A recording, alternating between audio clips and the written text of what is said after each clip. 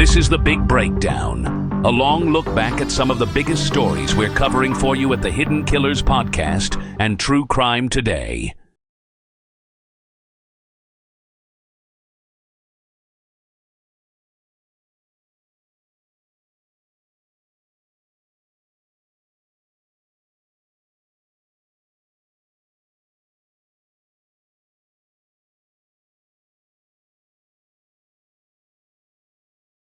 This is Hidden Killers Live with Tony Bruschi, Stacey Cole, and Todd Michaels.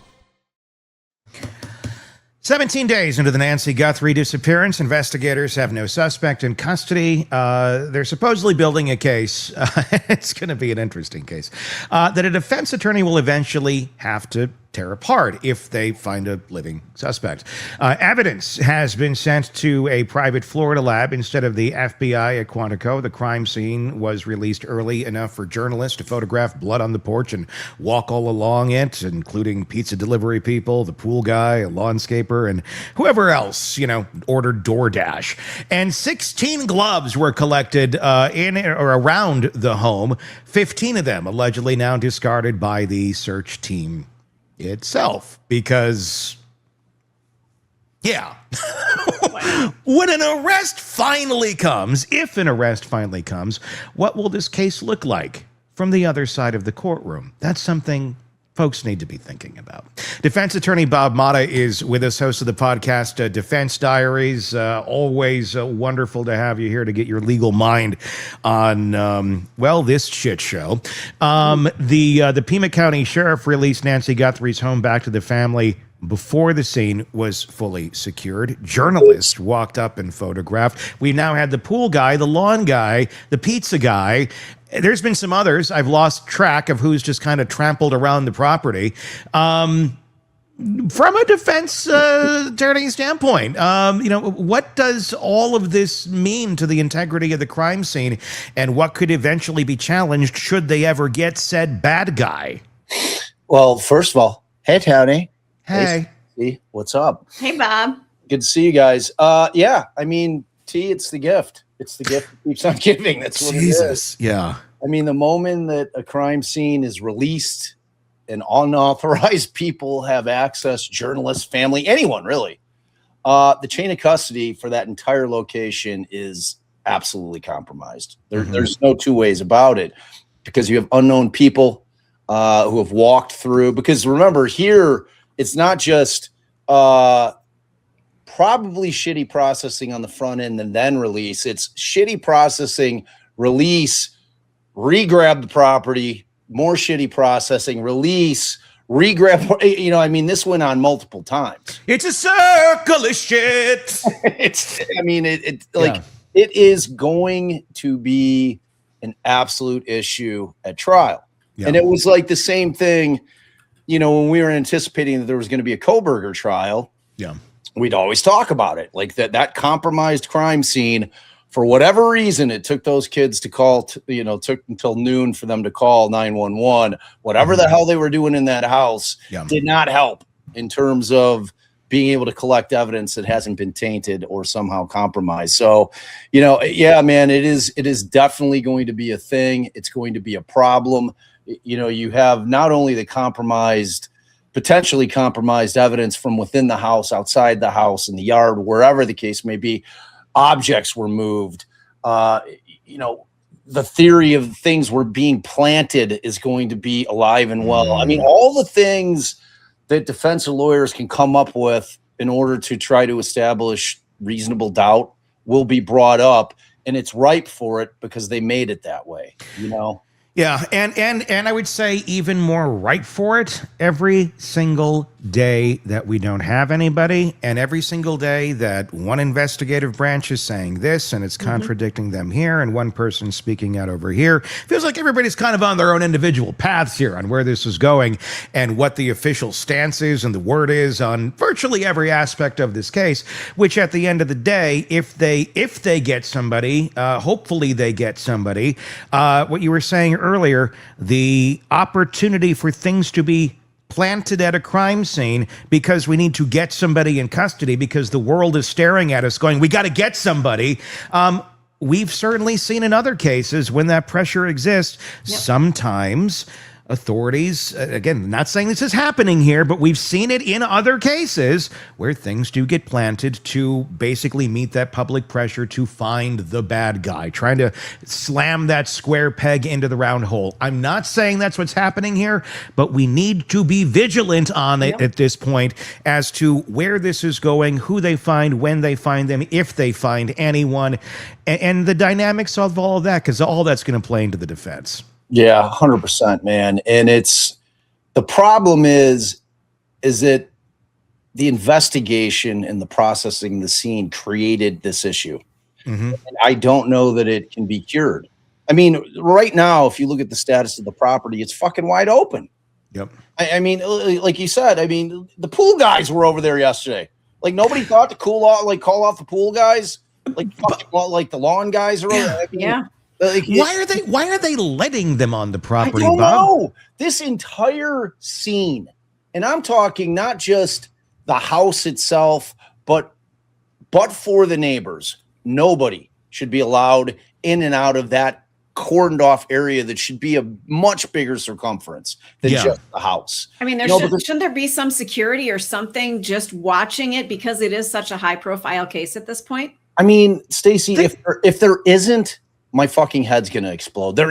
I have to assume that the feds have some way to keep an eye on that house just to make sure if somebody happens to come back to that house for any reason, it would spark interest in their eyes in terms of like, okay, who the fuck is this guy and why is he here? Yeah. Like, is this a possible clue? The feds are there. I mean, the feds have other equipment standing by for their big photo op when that's ready to go too.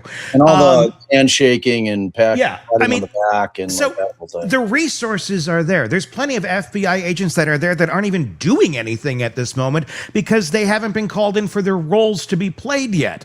Yeah. So it's not like there's not people there. I guess, the simple question is because everybody's like, well, why is the lawn people showing up? Why is it? Well, they're on a schedule. That's how those things work. Right. But okay, so I'm not surprised they showed up. They're just doing their job. But when they show up, why is no one telling the pool guy, crime scene, sorry, you can take us off your list at this point. You're not allowed to be here. Why is the pool guy able to go back and work the pool? Why is the lawn guy working the lawn? Why are they not just being turned away immediately going, you can't be here? And I guess, the other question, maybe, I don't know, if you are the lawn guy or the pool guy, why aren't you like stopping for him and going, maybe I should call the owners or whoever's in control here. Do you really want me to be doing this today? They might have no fucking clue.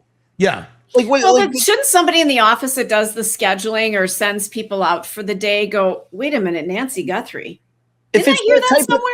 If it's that type of service, you know what I mean? And it's not their job to do it. And just like, it just feels like every single element of sensibility on everyone's part doesn't exist. Yeah, dude, it's crazy. But like to Stacey's point, there are individuals that have companies that don't have an office. You know, it's a story like, my lawn guys don't have an office. Yeah. You know what I mean? No. If I don't frankly, I don't even have their fucking phone number. So I couldn't keep call. showing up. Catch them when they're mowing. Hey, here's your check. That's it. That's it. Or, and there's the same with pool guys. Like pool guys, yes, it could be a bigger company or it could be a dude who does pools, Walter Matthau, Bad News Bears style. It's just like, why are they allowed on the prop? It's great. Well, it's like you said, that is a law enforcement exclusive problem, and it's inexplicable and it's inexcusable. It's both of those things. And it's crazy, and ultimately at the end of the day, when you kind of look at this case, and it's funny because we all sit here and we're like, oh my God, I've never fucking seen anything like this. This is fucking insane. This is crazy. But that's not true. Okay. Because the way that it goes, all we need to do is go back to the point before Kohlberger was arrested. We were saying the exact same shit about that investigation. We're all losing our fucking minds. The families, some of them were losing their minds. These fucking guys are incompetent. What are they doing? We need to hire real, like Gabby Petito, same thing. Like every time we have this kind of period of time where the thing doesn't get solved and everybody starts micromanaging one another in terms of agencies and they're not playing well with one another. and it kind of spills out into the public, and we're watching, you know, things kind of unravel, or at least it seems from our perspective as the public, because the reality is we have no fucking idea what they're doing behind the scenes. Sure. In terms of the feds and PEMA, I don't know how well they're working together, or how they're not working together well. I don't know. I mean, we're all seeing the same stories, you know, conflicting reports from fucking different people, and the feds just never say anything, which is what they do. That's the feds do not come out and update the public. That's not how they operate. That's cops, not federal agents. They just don't do that. When we hear from feds is when they make an arrest. That's when we hear from feds. So in terms of whether they're playing well with one another, I would hope so. You know, and I mean, obviously we see the Nano stories about 2016 where he's talking shit about the feds because they're investigating him and I don't trust him. So, I mean, that has legs. I mean, that's not an irrelevant story. I mean, the guy probably does have some kind of feelings about the feds for fucking looking into him. So, you know, but is he able to put that aside and do what's best for the investigation? You would hope so. But, you know, then you get the PEMA union, the police union coming out with the 299 to 1. Like, no confidence. I know. It's like it says something. Track records say something. I'm curious, Bob, what's your take from your perspective on the glove? I mean, I don't know which glove of the 16 we're talking about. We're talking about the one that was found 2 miles away from the home. And I've been trying to quantify why this glove is important. And the best that I can glean from any sort of reporting or any sort of statements made by authorities is this. I mean, and I'm just paraphrasing, but this is essentially what's been said, is that it's looks similar to the one in the videos. I mean, like, yeah, so does every latex glove. Right? Like, so are we like, we're going at like, we're at 2 mile radius? How many latex gloves are we going to find on the ground if we truly canvass every inch of this community where there's also homeless and there's also drug use and there's also a lot of reasons and ways and places that people would use these latex gloves? And just because there is unidentified male DNA on it, this latex glove found 2 miles away, we somehow think it's going to be related to this case, but we've not tested it yet, so we don't really know. So how the hell are they coming to this conclusion already that this is the A1 valuable piece of evidence, or is this all just a big fucking ruse? I don't know, man. It's like, it depends on who you ask. Yeah. Right? And I'm waiting. I don't know what the over under is on minutes before somebody says nitro. The nitro gloves. I was like, I kept calling them latex gloves. No, they're nitro gloves. They're nitro. They're nitro. Okay. Excuse me. Yep. Whatever. You know, people that use them, I guess, care about that. But that's your bigger point. That glove scares the shit out of me. Like if you're the dude who threw that fucking glove out of your window and you don't have a damn thing to do with this thing, and they somehow have decided that this is important to the Guthrie case and is connected for reasons unknown, and they get a DNA hit on it, and then you're hauled in and you have nothing to do with it, you're like, holy shit, man. Like, this is what happens when you like litter. Yeah. You know? Yeah. I mean, this is like we could go down the Richard Allen track here pretty quick. It's terrifying. It's terrifying. Yeah. It is, because it's 2 miles away from the scene. You know, it's kind of like, I mean, maybe it's slightly, I mean, not as many people smoke as they used to, right? Like back in the old days, you find a cigarette butt. It could be around a crime scene. It could be a very, very good clue, right? But like now, smoking's not quite as prevalent, and you know, to me, it's a little stronger than finding a random cigarette butt like 2 miles away from the house and saying, okay, this thing, you know, it's like, oh, well, we saw a glove on the camera, so now every glove that we find within a 10-mile radius is potentially smoking gun evidence. That is a scary proposition. It is. Well, it is. I mean, I go for walks. It's been a little while. I need to go more. But when I lived out in the country not that long, I go for walks all the time out in the country. And it was, you know, plots of land. It was kind of, I guess, in my part of the country, it was similar to Guthrie. There's big houses around, but everybody kind of has their area. Yep. And then there's road, and you walk around. And when you go for a walk, you find weird shit on the side of the road. You're always like, like the random sock. Like, what's that? Yes, exactly. And there's also, and I've seen many of latex or what is it glove, the nitro gloves. I've seen, I would take a while. I would bet, if I were a betting person, if you said, Tony, go walk around a 2-mile radius of your home, I bet you can't find one latex glove. I'll bet you'll come back with 10 in an hour. Well, that's I said the why are there so exact many same thing gloves? to Allison last night. Yeah. I'm like, I'm going to go because we're, same. Like we've got big, like big lots around here. Yeah. Lots of like little forest preserve areas. I'll find you want a fucking toe with little green nail polish on it? I'll get you a toe. You know what I mean? It's like that. It's that shit.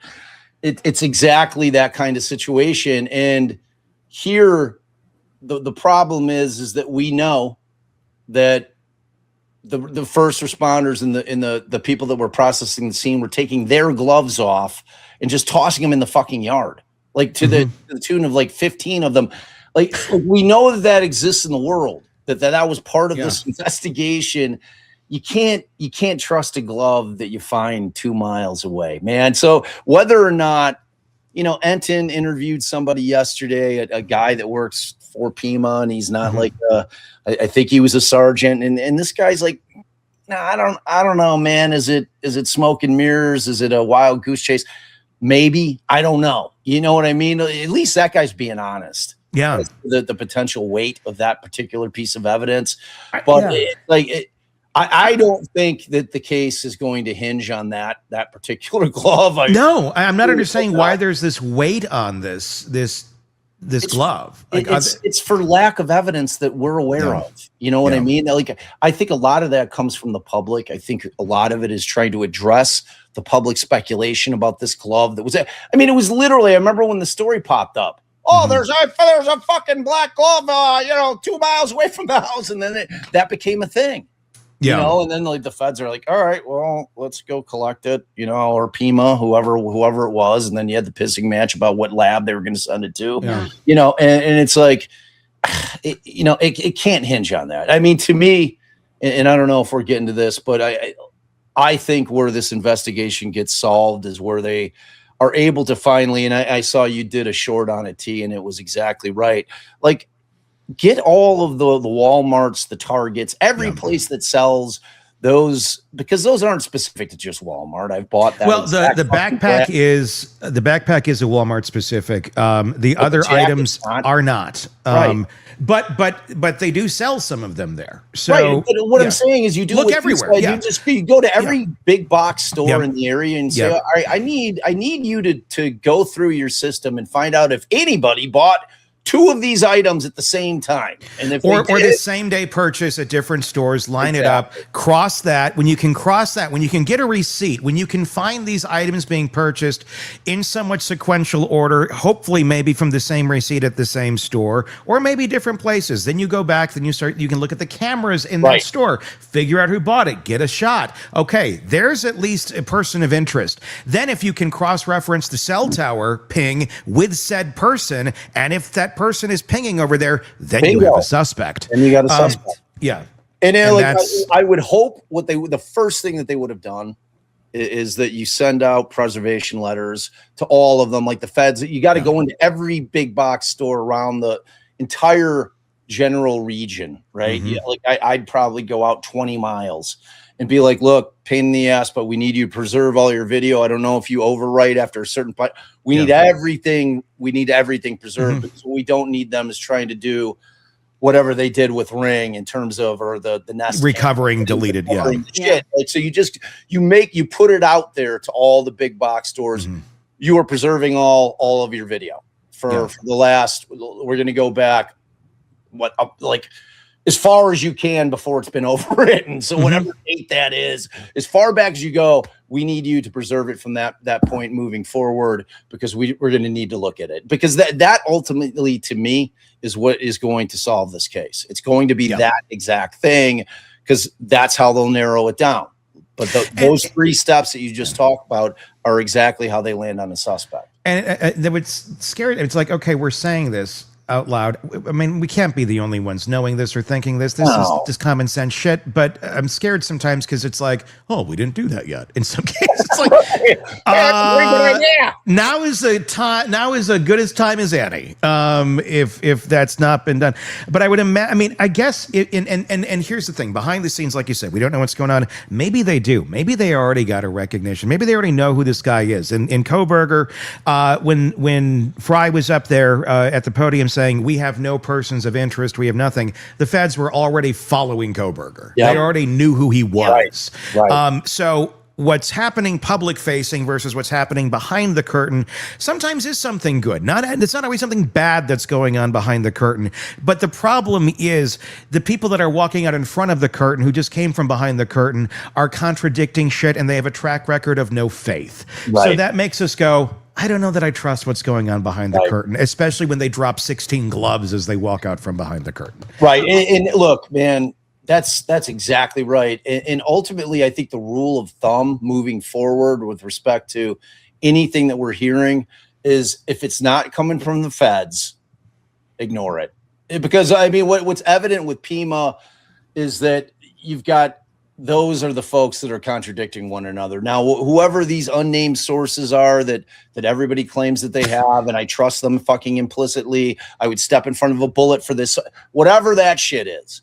Yeah. I don't know what agency those people are from for these people that are getting this insider knowledge, but it doesn't help the case, because if you're asking a Fed, and a Fed is going to be honest with you about this type of investigation, and they're going to say, look, like, why in the world would we fucking say that we have a suspect to clue that person in? Why would they ever do that? Like, that makes no sense. It's nonsensical for them to announce to the world just because we want to know. The public wants to know. Fuck the public. We're trying to get a case solved here.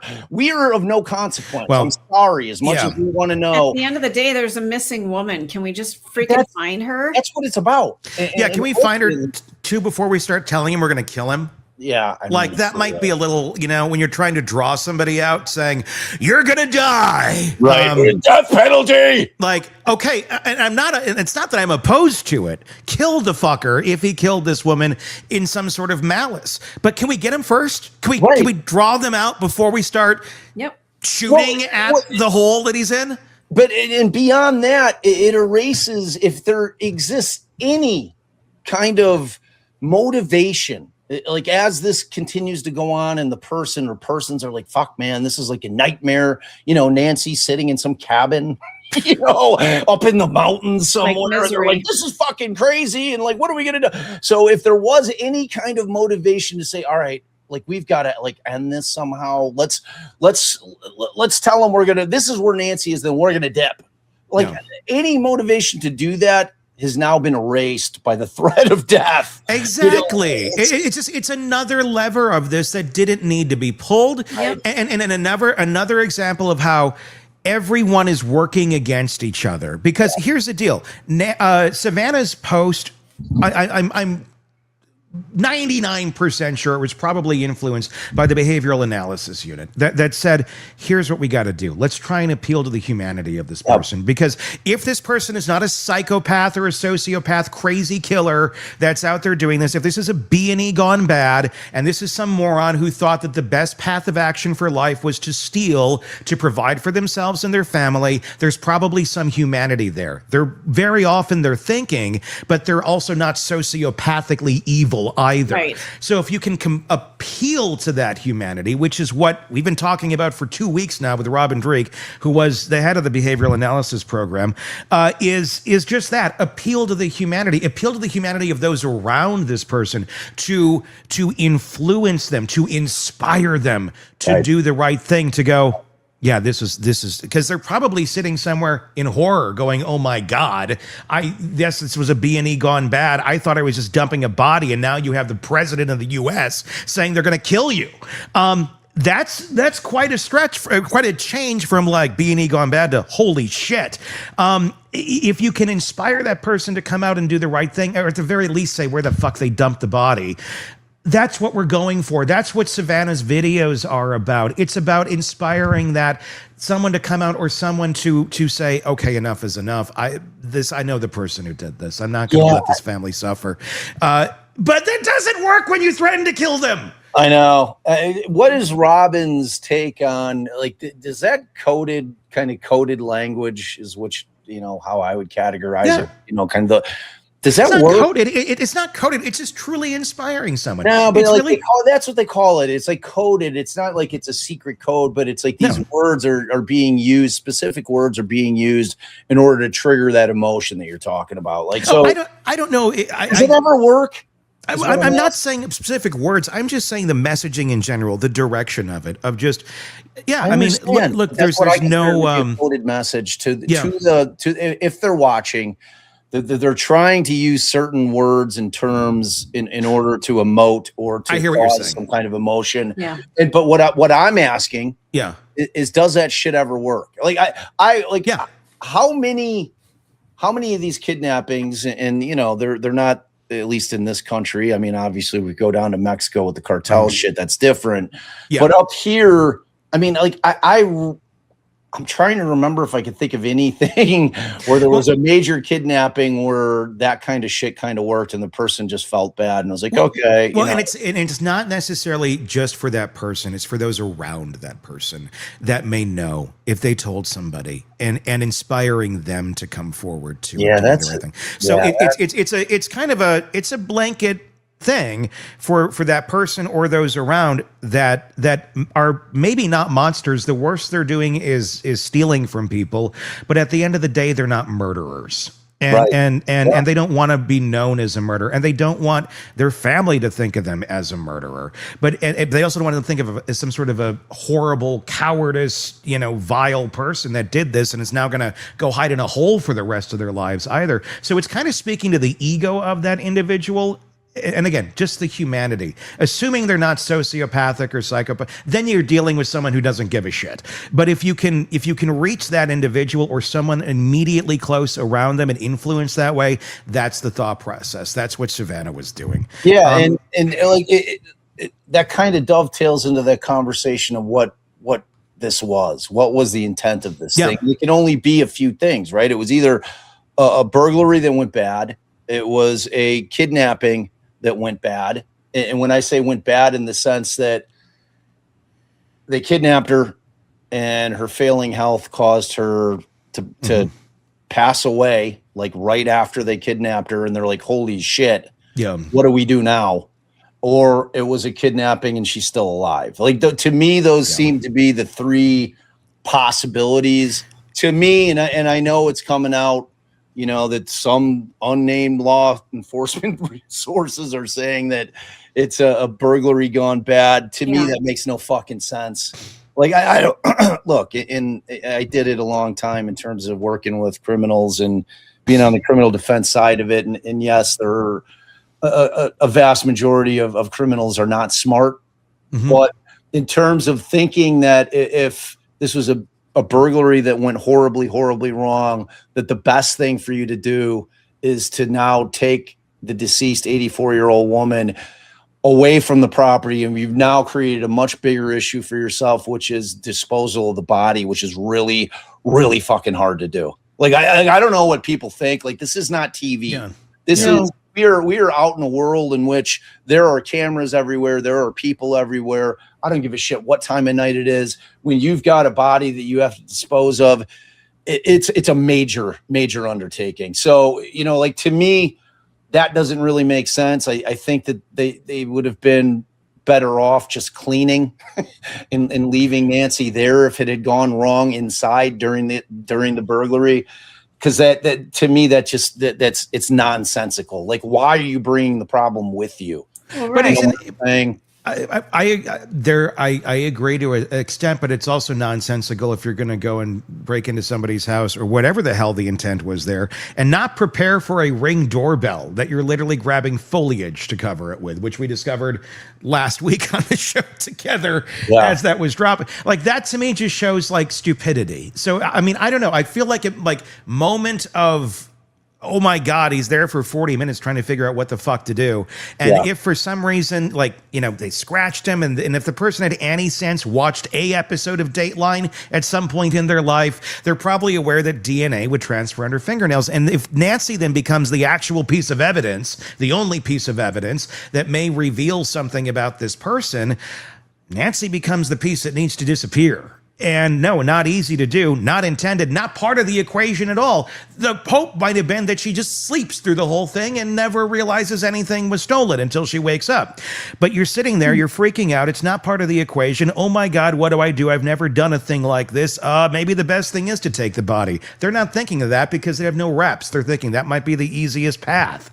Well, they're going to discover in very short order that was the wrong thing. I think they've already discovered that. Yeah. But we're 17 days in, you guys. Why haven't they been discovered yet? Why hasn't her body been found? Why hasn't somebody seen something? Well, here's the bigger question to me, Stace, is if we have the Nest camera footage from prior to, where the fuck, why haven't they recovered the shit? Did he take it off? Like I know that he removed it at some point, right? The timeline still doesn't make sense to me. The timeline is so fucked in this case. I don't understand it. And the problem is that we see no timestamps on any of those videos. On anything, yeah.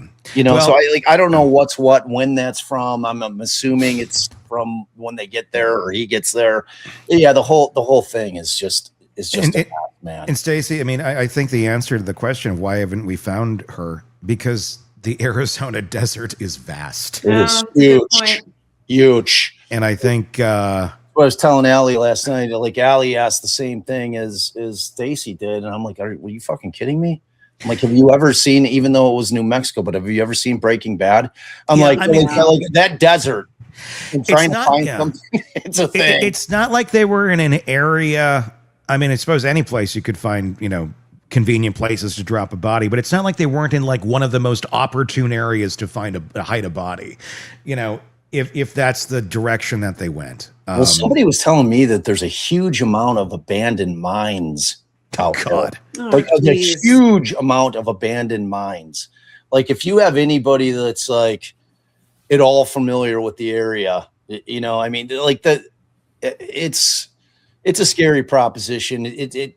It's starting to feel like if, God forbid, Nancy's not alive and the hope is to recover her remains, that it's going to have to be that they catch the guy and the guy fesses it up, because to me, it just seems like such a needle in a haystack because of the terrain in the surrounding area. It's just, I don't know, man. And that's where it's at. Your thoughts in the comments section, leave them there on Substack or on YouTube. Links are in the descriptions. Want more on this case and others? Then press subscribe now and don't miss a moment of true crime coverage from Tony Bruschi and the Hidden Killers podcast. This is Hidden Killers Live with Tony Bruschi, Stacey Cole, and Todd Michaels. We're at 18 days now, as of this recording, after Nancy Guthrie was taken from her home in Tucson. Investigators still can't answer the most basic question: why? The man of the doorbell footage wore a mask, carried a weapon, brought a backpack, and I don't know, seemed to, well, he realized there was a doorbell camera there at some point because he grabbed foliage to cover it. But he also dropped a glove somewhere, maybe. Wore gear traceable to a single retailer, and left behind DNA that came back with 0 matches in a database. We don't know if that was him, though. There's so much confusion in this case. What is going on? Psychotherapist Shavaun Scott is with us to help break down all of the confusion, the psychological confusion in this case.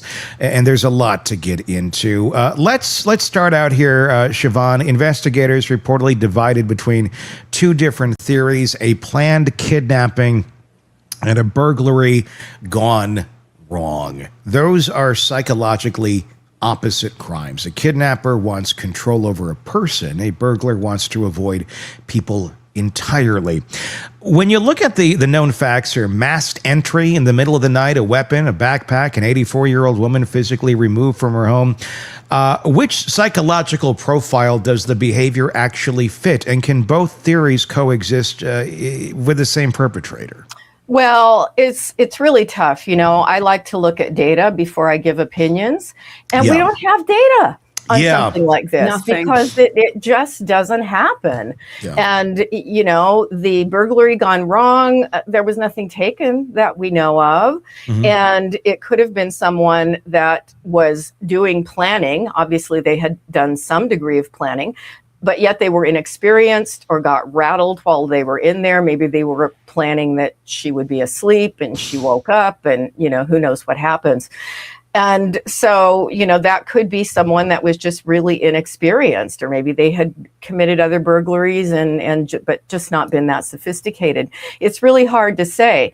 The kidnapping for ransom, where's a credible ransom? We've had these Bitcoin kind of things, but it doesn't look legitimate. So which one would it have been? It's a toss-up at this point. When we look at data about kidnappings, we've got the case of like Elizabeth Smart, Polly Kloss. Polly Kloss was eventually murdered, but these were sexually motivated crimes. Mm-hmm. And so, of course, a lot of times young girls are kidnapped for that purpose. It would be highly unlikely in this case that that's what was going on, although I have seen 80-year-old women sexually assaulted before. So, it does happen. I had a case like that. It's just really mysterious, which is why I think the whole country is fixated on it. Another type of kidnapping that I've seen happen have been husbands, estranged husbands will kidnap their wife, and try to convince her to come back to them. That happens a lot. No, because that is a really great strategy, is it not? Oh, well, it'll get you in prison, but it's something that, is relatively common. It does happen. And I've seen cases of that, but it's really, it seems like somebody who had obviously done some degree of planning, but they were inexperienced. And my other thought is, okay, let's say that something tragic happened while they were in the midst of a burglary and Nancy was deceased. What happened to the body? And how does one person transport a body by themselves like that? Getting a body in the van and not leaving a trace. That's what they had done. It's just a weird case. There's so much that doesn't make sense, and so many directions that are spidering out of this, and it seems everybody has a different theory on how this happened, and everybody seems to think they know exactly what it is. The reality is we don't. All we can do is base on the information that we have and not keep going down tendrils that lead nowhere. And I feel like there's a lot of going down paths, and it's like, well, we've gone this far. Maybe we should keep exploring. Maybe, or maybe not. I don't know. I mean, some of this is just, it's getting bizarre. One of the things that we do know is the video. We've seen the video. We've seen the guy with the mask on comes up. What I've been fascinated by in this this whole time, Shavaun, is the completely different read that people seem to have on this guy. Everything from, he knew exactly where that camera was. He went right for it. No, he didn't. No. I watched the video. Like, no, he didn't. But some people are interpreting it that way. Yeah. He went right. He realized it was there. Then he turned around and grabbed some grass and covered it with foliage. He didn't come with tape. He didn't come with spray paint. He didn't come like with his face covered so he could get to it and then disable the camera. His way of covering up the crime in the moment of truth was cilantro or whatever the hell that was. That's not someone who knew the camera was there, which also tells me it's probably someone who didn't necessarily case the place all that well, or at all. I don't know. I mean, just that little factoid alone, it could be a lot of things. It could be he's just an idiot. And maybe he did case it and still wasn't bright enough to be like, oh, I should plan for that. Or shoot, I forgot to grab some grass. I better turn around. And I mean, that could be that stupid. Yeah. Or just someone who really did not plan this at all. Obviously, they had a backpack. He was geared up. The latex style type gloves that they were wearing, all that. There's a lot of elements that show a level of planning, but also a level of stupidity. Yes. What is that with those pieces that we know there? What does that tell you about the person or the personality or the person of the thinking of this person? Yeah, it speaks of inexperience. I've never burgled a house, but I would certainly realize that almost everybody's got a Ring doorbell with a camera in it at this point. Yeah. So was he in a state of adrenaline where he was just not thinking clearly? It also, some of the speculation had been this could be a repair person or a handyman person that had been in the house before. Well, I think they certainly would have noticed, the camera doorbell. You'd hope so. You would hope so. So it's just, again, there's no data, hard to make a read on it. What was the motivation and why would they not think of something obvious like that? Yeah, it doesn't seem to add up at all. We're not hearing any noise from anybody on this other than these ransom notes, and I put that in air quotes because I think they're all just complete bullshit. We're not hearing from anybody around this guy. We're not hearing from obviously that guy, but there's no leakage. There's not really anybody that's coming forward going, I think it might be this person, or I think it might be that person. Like all that's very quiet, unless maybe that's going on in the background. I don't know, but as far as anything publicly, 3 weeks into this thing, there isn't a lot of noise. There's not a lot of leakage somewhere. I mean, that's an interesting aspect to this. Either this person didn't tell anybody this is what they were doing, or no one's aware, or whoever is tight with this person, or whoever people are around this person are really good at not talking. What's your take there? Sometimes we do see little nuggets here and there of, hey, maybe it's this. Yeah, the only thing I can think of, there have been a lot of, calls to the FBI with people who've got information. There may be something that they're just not disclosing to us at this point until they investigate it. They don't want to tip the person off that they know. And another possibility that's been floated out there, which is, it's not the most likely scenario, but it's certainly possible, is somebody that had a fixation or a grievance on Savannah Guthrie. And, there are a lot of people who develop fixations on celebrities like that, and how they would have researched who her mother was. I don't know, but I could go with that as a possibility as well. And that could also be a person who did a great degree of planning. Maybe they held a grievance. Maybe it was somebody who had tried to write her and they didn't get a response. And that would be somebody who maybe had no experience in doing something like this. And that's a really interesting thing that you're bringing up. The three of us, Tony, me, and Todd, we've all been in radio, and to one aspect or another, we've dealt with things like that. And it's startling how much people can come up with. Yes. So, she's very public, very public, and her mom was public with her. Yeah. So, the advent of social media really, it twists things, because now there's another way to get into people's lives. Yes. And I'm surprised that angle hasn't been talked about more. Yeah, because that was one of the things that popped into my head early on, and I wouldn't be shocked if it ended up being something like that. That is possible. Early on, I was thinking it too. I guess kind of pulling away from that would be the fact that, okay, you're going and taking the mom for attention in some way, shape, or form too. It's the goal would likely be to get closer to Savannah, to have some sort of communication with her. But we have nothing. That's the thing. There's nothing. There's no legitimate ransom letter. There's no legitimate anything. There's just nothing. I mean, so that's, to me, it's like, well, that doesn't seem to add up because nobody is coming forward to continue down that road. I mean, just to take the mom and then be silent.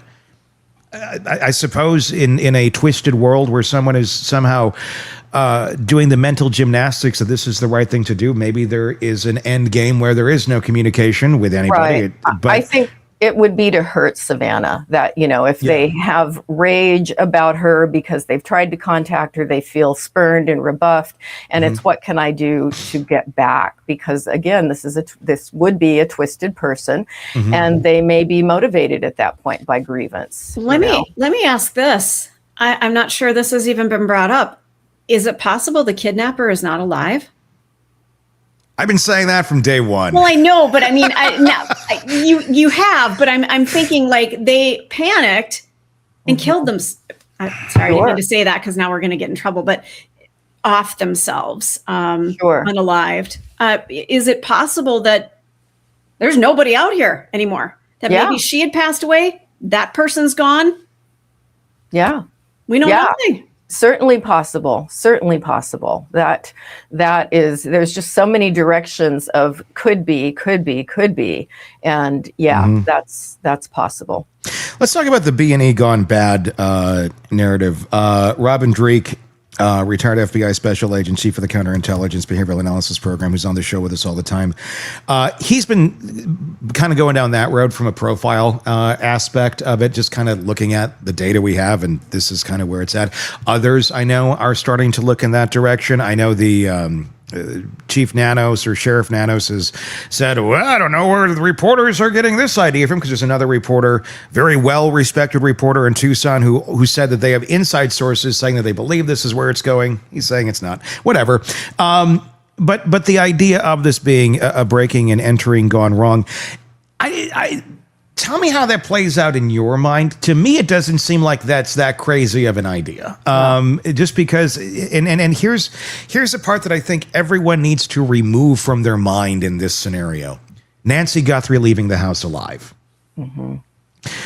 If something happened in that house, she died in some way, shape, whatever. I don't know how, accident, on purpose, whatever. She's dead. If that happened, and then Nancy essentially becomes evidence. I'm not trying to be crass, but Nancy is a piece of evidence at that point. Yeah.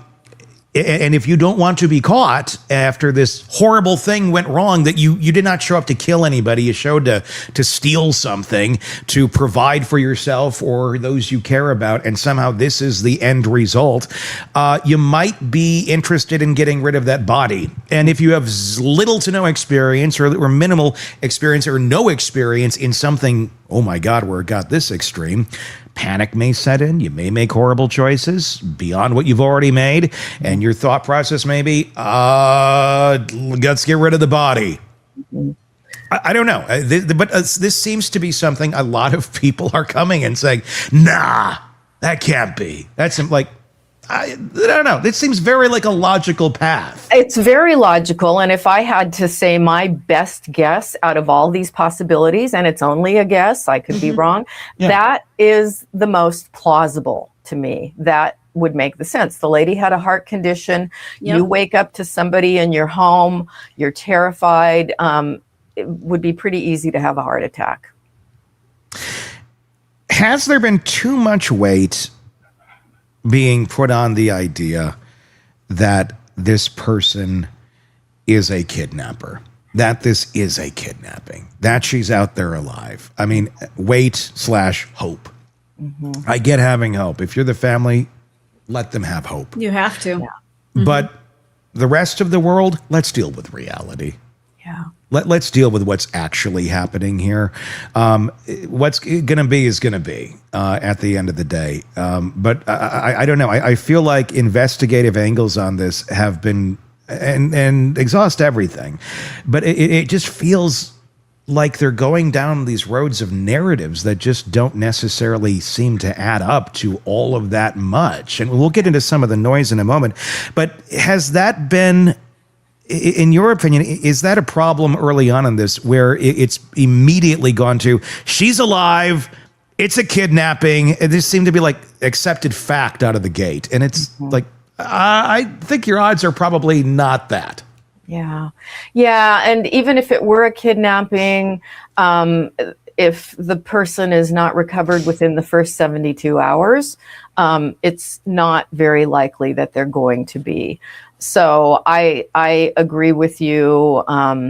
It does not look good, but calling it a kidnapping does give the family hope, and it's certainly the way they would rather look at it. So is the system just sort of going along with that narrative because it's the easiest thing to do right now. Let's get your thoughts in the comment section on Substack and YouTube on this part of the conversation. Feel free to jump into that. The links are in the descriptions, and we'll continue that part of the conversation there.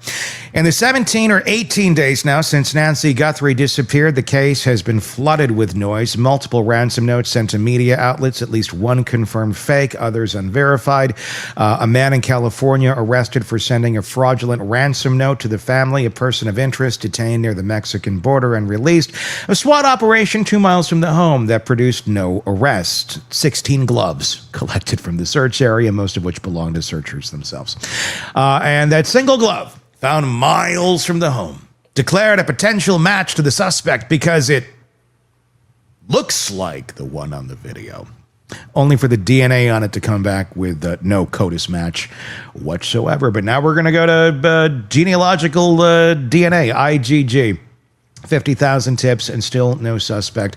Shavaun Scott is with us to help break this down. Let's talk about the glove. Let's talk about the DNA on that. The glove that didn't belong to the searchers that were just like, okay, we're done. This one found 2 miles away. There was unidentified male DNA on it. After 17 days, they finally got it into CODIS and found there's no match. So now we're going to go to IgG. Why? Why is there weight on this thing? Other than it's a glove that wasn't one that was discarded by careless investigators. Found on the side of the road. I'm not connecting the dots here, and I've been trying to for a couple days, and I've been throwing it out there on social media, and I've yet to get one answer from anyone that can clearly say, here's why. Yeah, other than they don't want to leave any stone unturned, and they're grasping at straws. I was going to say desperation. Desperation, yeah. And we have to remember that there was no CODIS match on Kohberger. I mean, sure. You know, it doesn't mean you haven't done a lot of crimes. You just haven't been caught. But this glove was 2 miles away on the side of the road. It wasn't a knife sheath underneath a victim. No, very true. Huge difference. Yeah. I mean, difference. It's like, well, is there any soda cans we want to say? Maybe he likes Sprite. It's like, is there a Sprite bottle somewhere? Like, I don't know. I mean, it just seems like this, I don't know, delusion. I don't know, false sense of hope. I mean, hope is good, but it doesn't help an investigation. Yeah. And that doesn't make any sense to me. It doesn't match the DNA in the house. That's been said. So the natural thought is, oh, well, maybe it's connected to the unknown DNA in the house. That still hasn't been tested. I don't know. I mean, there's just so many weird things going on in this case, and a lot of people are starting to go down weird. I don't even say weird. They're going down other roads because logic doesn't seem to be at play here with this investigation. Where we're not, it's taking forever to look at basic things like security camera footage from nearby homes or her house. Or identifying DNA taking 3 weeks. Well, it takes a long time. It's on Google. It's on this. It's on, like, no, it's not. You can get this shit done quick if you need to. You're not getting it done. Why? I mean, it's creating conspiracy theories. When you don't have answers, I know that's what naturally comes to light. Is that simply what's happening here? Because we're not getting sensible answers from the people that we're supposed to trust, that are supposed to be in charge, that are consistently demonstrating incompetency. Is that what's fueling a lot of, conspiracy-laden ideas on this case? Yeah, people will always fill in the blanks. And when they don't have good information, solid information that makes sense to them, that's where their minds are going to go. So, yeah, a lot of that going on. I'm glad we got over blaming the son-in-law. I mean, I thought that was really horrible. What would be the motivation for that? So, last week people were convinced, I was seeing buzz all over the internet, that it was definitely the son-in-law. And what an awful thing to be accused if you're a family member who loves this person, to even be accused is something that's got to be incredibly hurtful and never really go away. Well, and there are still people in our chat section that I've seen that are still blaming, it was definitely an inside job from the family. And we don't know at this point, but pointing fingers at this family, they're going through something. I can't imagine what Savannah is going through at this point. It didn't seem like there was a lot of critical thinking in any of the finger pointing at the first week of this at all. Because your first week of any investigation, of course they're going to be looking at the family. They're going to look at every aspect of that family. They're going to be and then the I guess apologists on this, for lack of a better term, they were at their house and digging. Of course they were at their homes digging through everything. It doesn't mean that they're the perpetrator of this. Right. The caregiver was the daughter. Yeah. Living down the road. So a lot of the things that if it was all confined to one home, if Nancy was 55 and managing everything on her own, it would probably mainly be at her house. But your caregiver who's acting as the conduit for the functionality of Nancy lives down the road, and she happens to be her daughter. So they're of course going to look through any of those communications and anything there, not because they're going to weed out anything. They certainly want to make sure it's not anybody on the inside, but you're going to be looking for any sort of communications, anybody that was hired, anybody that is remotely connected to somebody that went through the world of Nancy Guthrie, and the gatekeeper to that happened to be your daughter. Yeah. So it was this idea that, well, because the police were there, they were really thinking it doesn't mean it's necessarily them. It means they're digging and they're investigating, which any case would do. I just find it rather bizarre that 2 days in, it seemed like the path of least resistance of this is the prime suspect. Mm-hmm. And great, if you got, and I think the reality of it and the reporting on it was accurate, that whoever the source was that told some of these reporters that this is a prime suspect, they probably were told that by somebody who also didn't know what the hell was going on. And that was the current modality of the moment. But maybe taking a step back and realizing that words like prime suspect, they hold a very different meaning 4 weeks into a case versus 24 hours into a case. Do they not? Mm-hmm. Yeah, very much. And the thing that popped into my head when that was the chatter, what in the world would the motivation be? I mean, it just didn't make any sense why I never bought into that one. Well, and I can't imagine there's a ton of money sitting here in this Guthrie family. If you're going to target a family, this isn't the one that would pop up to me to do a kidnapping or abduction and ransom. There's so many missing pieces here. Why them? Mm-hmm. Well, and I think another aspect to this case is thinking that this is something special or different. What makes it special and different is the fact that we have a lot more of attention on it. And what it's proving is that no matter, even when you have the full resources of the United States government now behind you on a missing persons case, it's turning out to be just as effective as most missing persons cases. There are thousands upon thousands of people in our country every year that go missing and are never found. And I think this shows us why.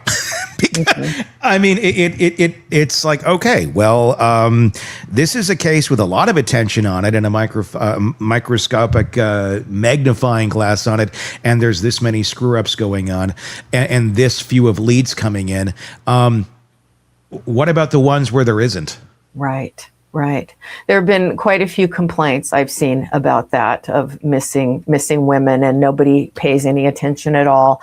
My theory on why Savannah Guthrie, apparently, I don't watch the Today Show, but apparently, millions of people do, and they feel a kinship with her. They, as you watch people over the years, you start to feel like they're friends, that you know them.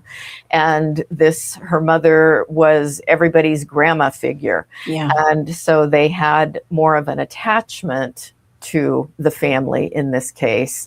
And so there's been more public pressure to do something here. But you're right. Thousands of women disappear every year. Kids disappear. Teenagers disappear. And there just isn't this kind of resource put into it. Kidnapping in general is also not extremely common. Kidnapping for ransom, even less common. Kidnapping an elderly person for ransom, even like less than 100 cases in a year in the United States alone.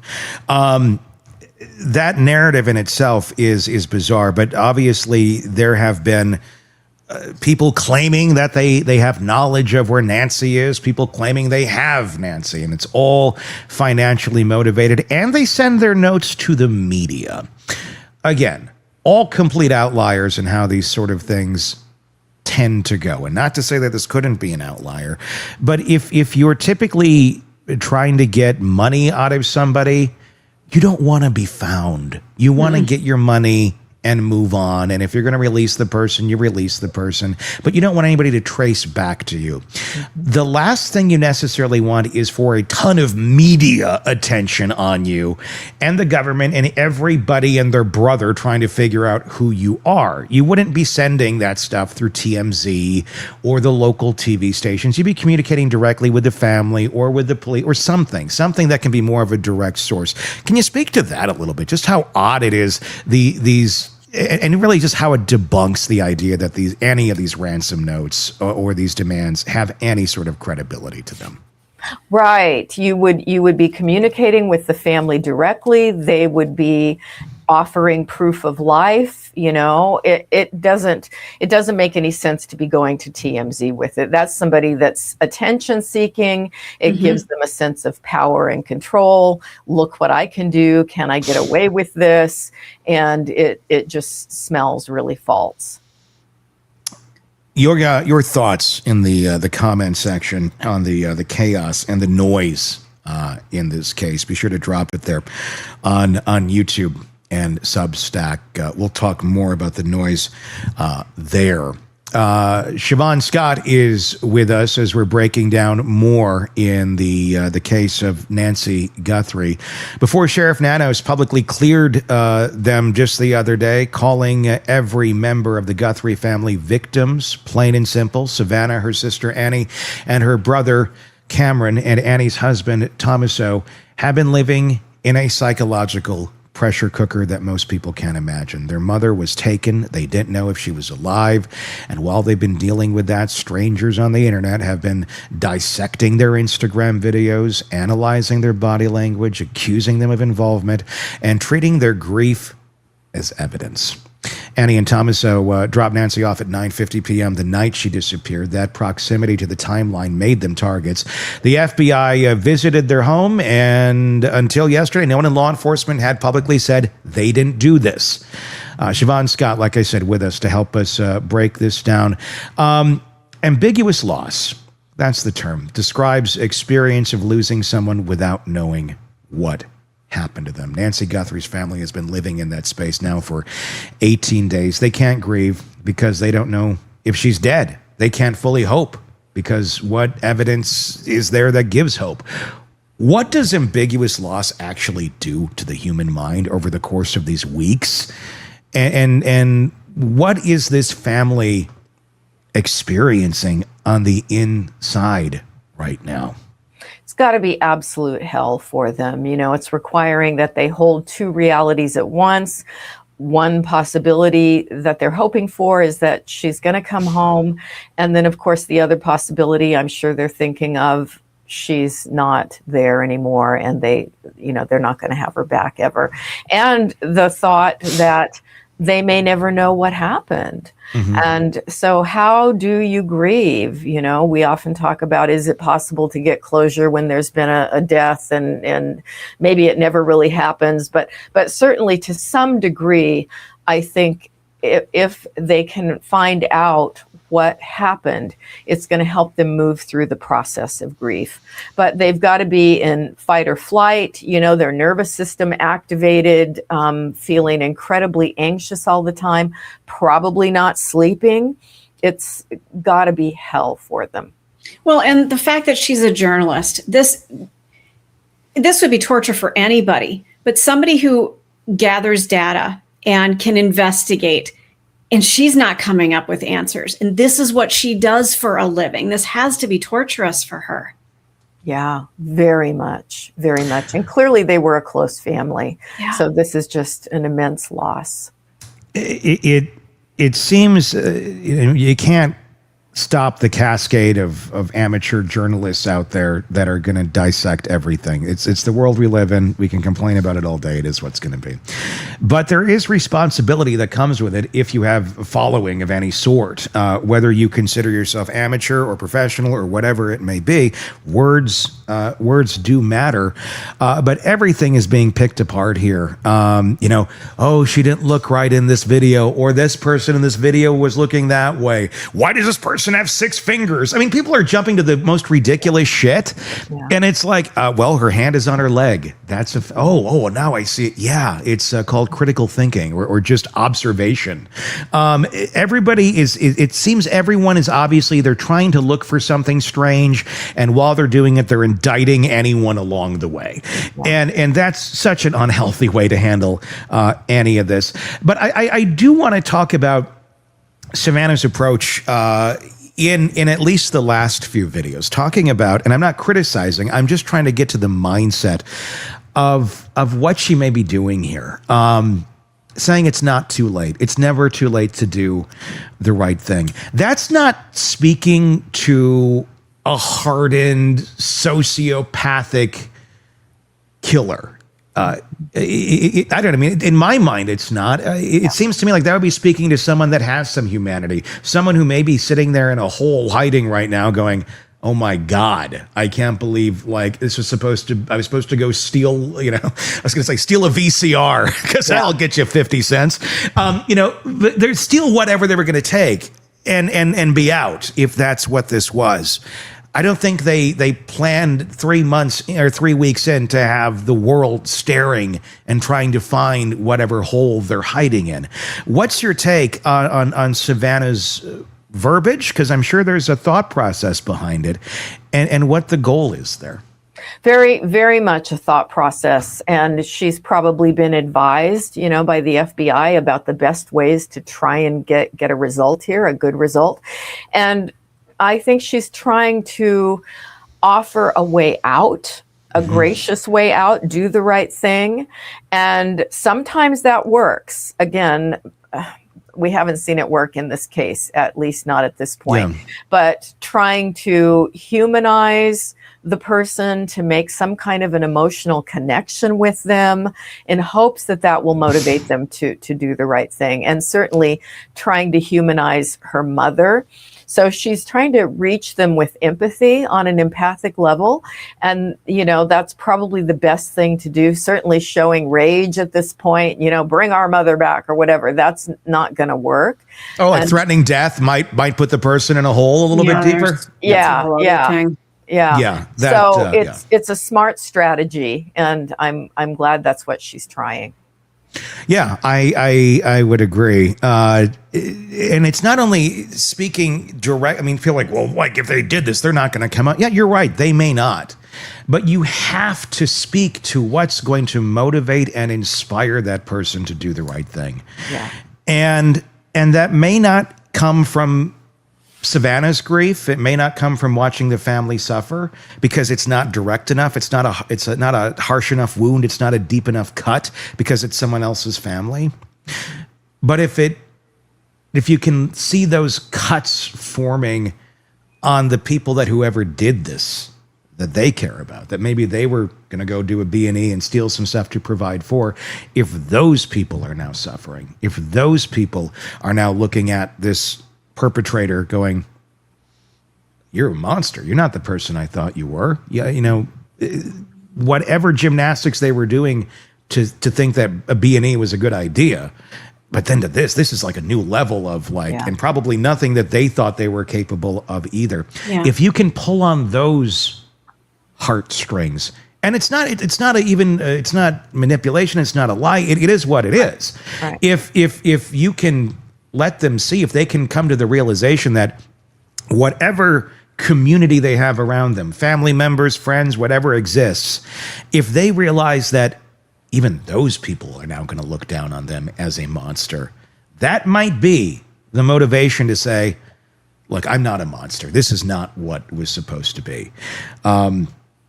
To make them come out of the shadows. But again, certainly threatening that we're going to put you to death the second we find you isn't going to help with that. Yeah. But if you can get that person out, and if they can tell their side of the story, there will be consequences without a doubt.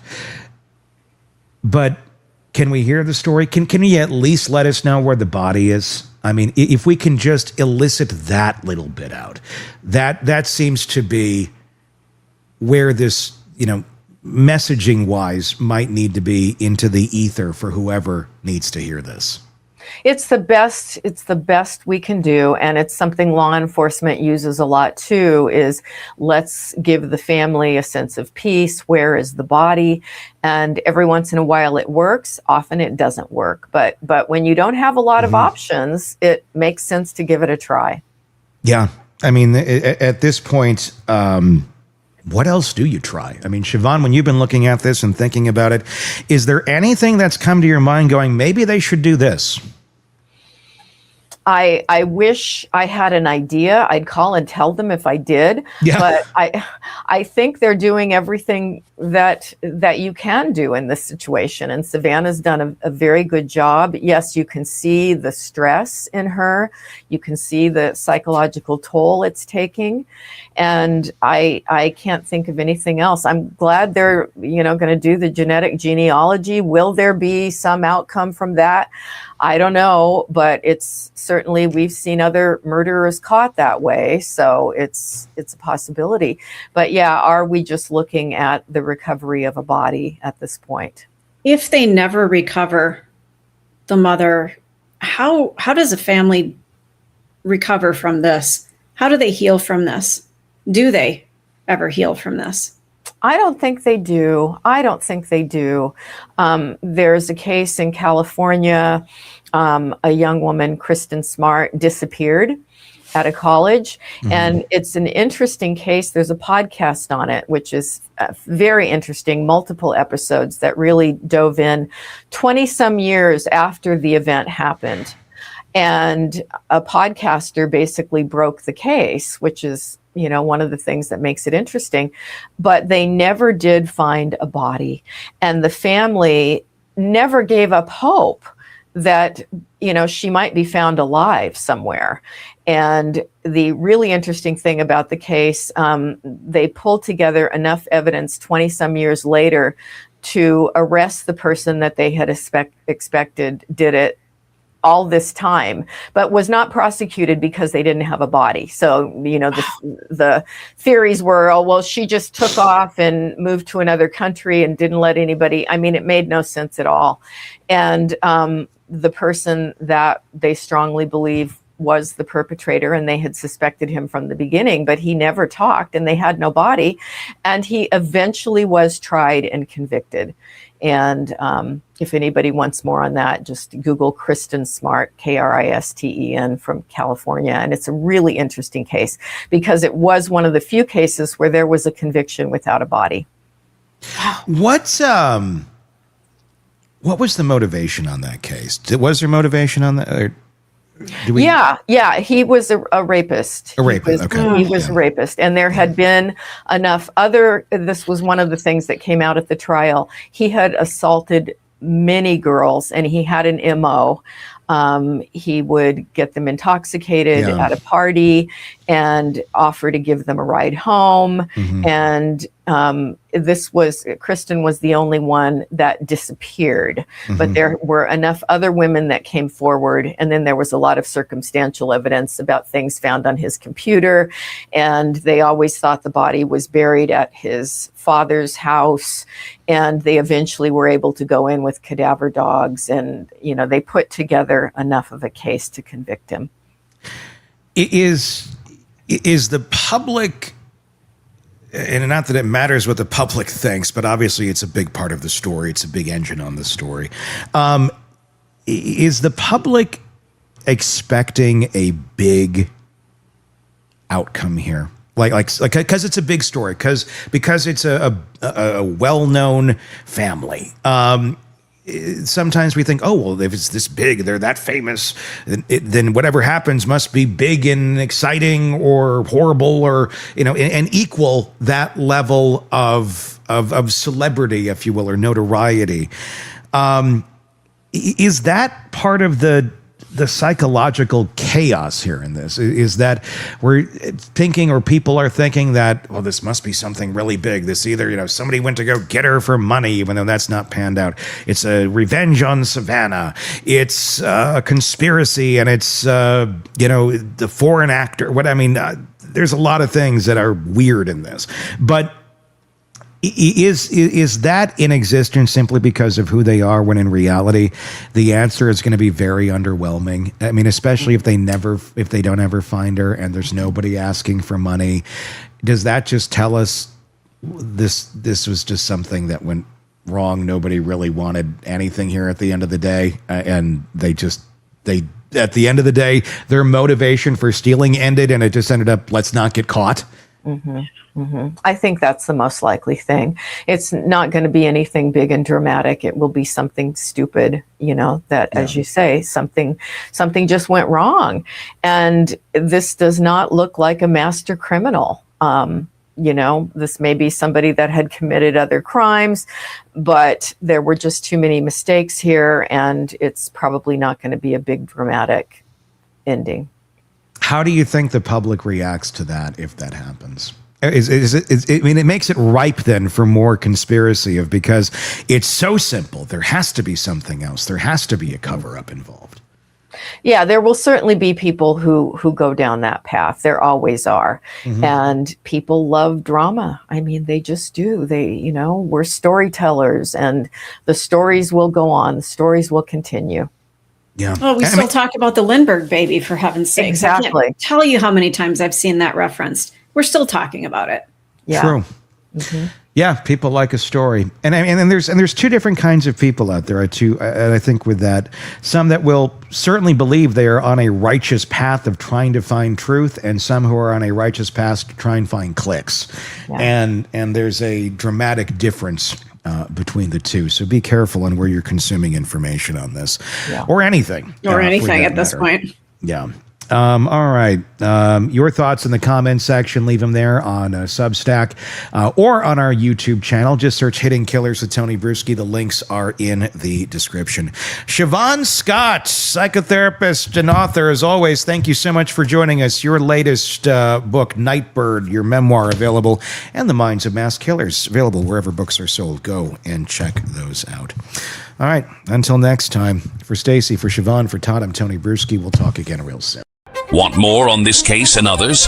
Then press subscribe now and don't miss a moment of true crime coverage from Tony Bruschi and the Hidden Killers podcast.